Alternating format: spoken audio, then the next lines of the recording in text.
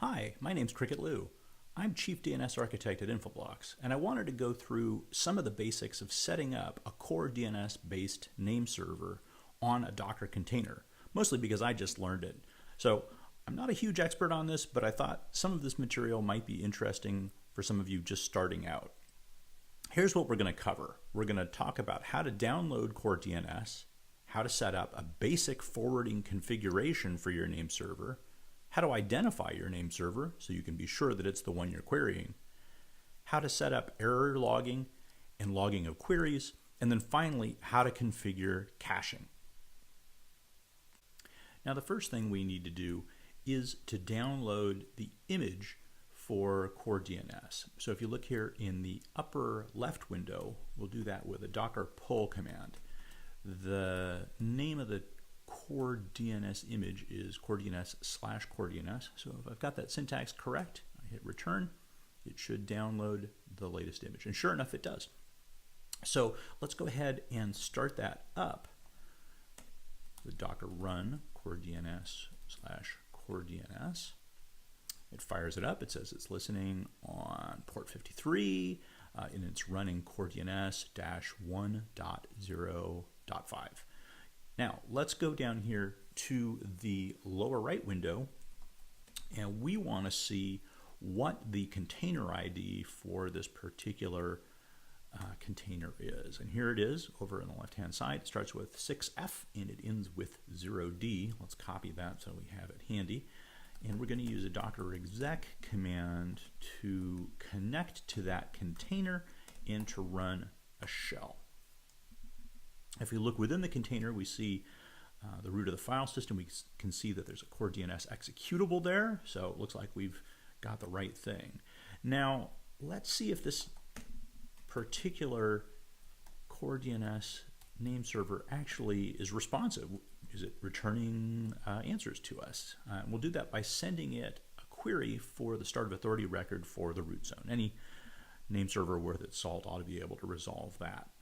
So we hit return, and we get a no error response code, which is good, but the answer seems to be empty. It only has what's called an additional data section, and even the additional data section looks a little bit suspicious.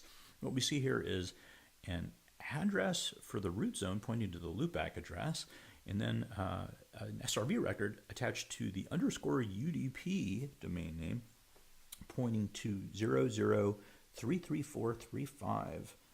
Well, I can tell you for sure that that is not something from the real internet's root zone. So this is not resolving correctly, and we're going to have to do something in order to let it resolve real domain names from the internet's namespace. Now, to do that, we're going to create what's called a core file. This is the configuration file that CoreDNS reads when it starts up. And within this core file, we're going to put our first stanza.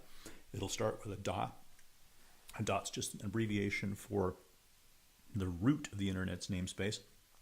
In this case, it means that this particular stanza is going to apply to all queries that this particular CoreDNS name server receives. And then we'll use an open curly brace to start our stanza, and then we're going to use a proxy statement. Proxy is a little bit like forwarders for a bind name server. It says if you receive a query and you don't know what to do with it, you can't answer it locally because you don't have, say, authoritative data or something else, then send it off to this other DNS server, and then you designate the DNS server by IP address.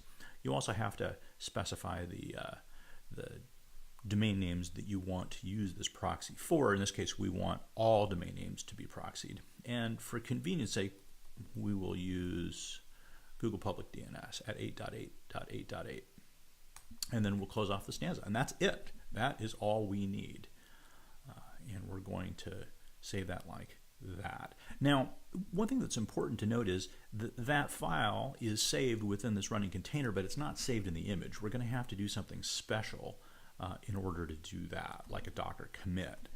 So in order to do that, we're going to have to write a new CoreDNS image. So let's call that CoreDNS/demo. Oh, well, we're still within the Docker container, so we're going to have to exit that.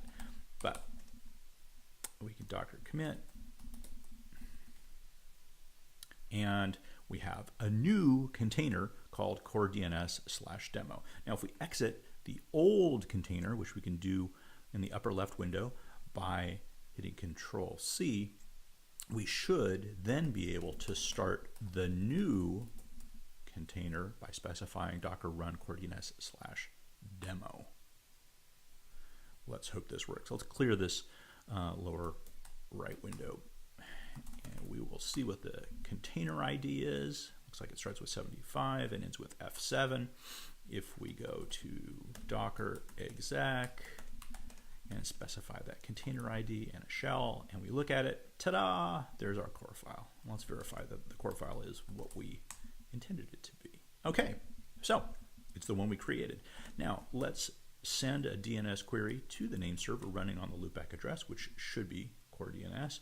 And now let's ask it again for the start of authority record for the root zone. Aha!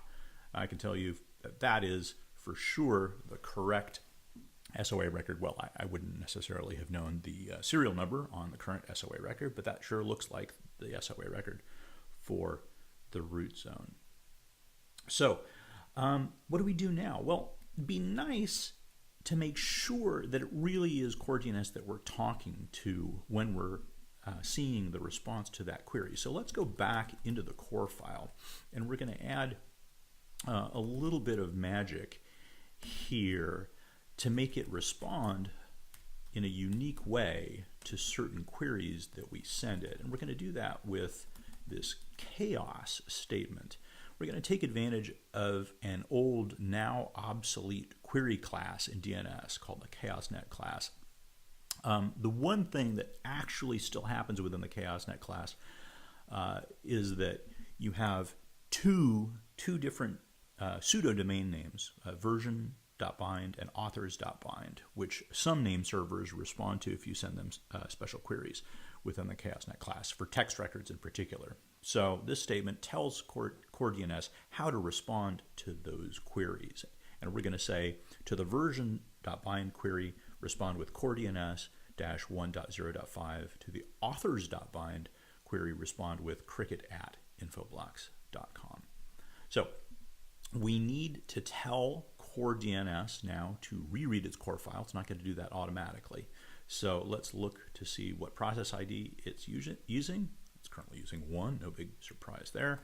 And we're going to send it a user1 signal to tell it to reload. Now, if you watch that upper left window, you should see it reload. Yep, there we go. SIG user1 reloading complete. Now, if that's worked correctly, we can use a dig command down here in the lower right window. We can use that to send our ChaosNet query for a text record attached to version.bind, and we should get a response that tells us that we're talking to CoreDNS-1.0.5. You can make that even more unique if you wanted to. Let's also make sure that authors.bind is returning that unique string, my email address, that we added to the core file. Sure enough, there it is, cricket@infoblox.com. So that's nice. Handy to be able to tell from the response to a special query that you're talking to the right name server and not inadvertently just talking to the name server that your resolver configuration points to. So what are we going to do next? Well, it sure would be nice if we could tell when our name server had received a query. So let's do that within the core file too. We're going to add 2 statements, one to tell the DNS server to log queries that it receives, and another to tell it to log errors. And we're going to go back and we're going to send that user1 signal to the name server. We get, sure enough, an indication that the signal was received, that the name server was reloaded, and that the reloading is complete.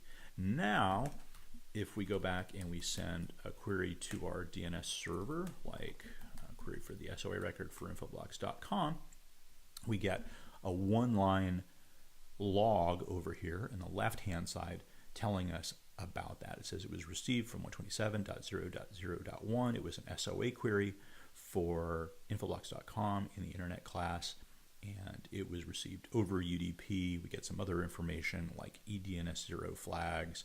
we get information about the response, that it was a no error response. We get the various flags from the DNS message header, that it was a response, recursion was desired, recursion was available, authentication was disabled. We get a little bit of timing information at the end too. So very, very handy. Now let's go ahead and commit this as well, so we don't lose all of that valuable configuration that we added. I'm just going to do this because otherwise I'm going to forget. So hopefully we've done the right thing here. We're going to go over to the upper left. We're going to kill that Docker container. We're going to spin up a new one, hopefully with that new config file. We'll run docker ps over here. We'll grab the container ID and we will docker exec to connect to that and start a shell. Make sure that it looks more or less correct. What does the core file look like? Yay, it's the correct core file. Now, one thing that you may have noticed is that every time we connect to one of these containers and every time we send a DNS query, we have to specify the loopback address by default, and that's because the resolver configuration file does not point to 127.0.0.1 by default, and maybe we would like it to. That seems like a kind of a reasonable thing. In order to do that, all we have to do is start the Docker container with a particular option, which is --DNS. And if we do that, it will actually automatically write that configuration file, write that 127.0.0.1 to the configuration file. So let's do that up here in the upper left. We're going to say docker run --DNS equals 127.0.0.1 CoreDNS/demo. It starts up. We go back down to the window in the lower right. We find the new container ID for that new running container.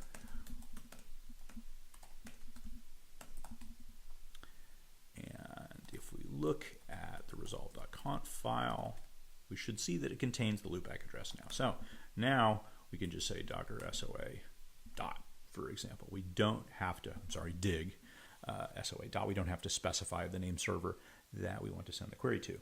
Now, one interesting thing is that if we look carefully at these responses, we'll find that caching isn't on. Now that is really, really interesting. So for example, let's do a dig www.infoblox.com. Now, what we see there is the time to live value on that response is 881 seconds. We send another query, and now the time to live value has gone up. It's gone to 3,586 seconds. Now, if we were answering from CoreDNS's cache, that could not happen. That time to live has to tick down. So the reason for that is that we're not caching at all. We're taking advantage of Google Public DNS to resolve that for us. And in this case, we're hitting different instances of Google Public DNS. Google Public DNS uses Anycast, so at one point we hit one instance, we get one answer with one time to live. Another time we get a different one. So we'd like to activate caching on CoreDNS as well. And of course, we do that within the core file. And it's very simple. I'll just add that directly beneath this proxy statement. We add cache. And we can then kill -user1 process. We note that reloading is complete. And now, if we look up www.infoblox.com, we should see some reasonable value, 1718. Let's do another query, 1714. Send another query, 1710. All right, so now we know that caching is actually working correctly. And we actually have a little caching name server running on our Docker container. So that's all I had to show you for today. I think in upcoming sessions, I'll also show you how to set up a primary name server for a zone and a secondary name server for a zone. So look for those. And if you have any requests, please let me know. cricket@infoblox.com. Thanks a lot for tuning in.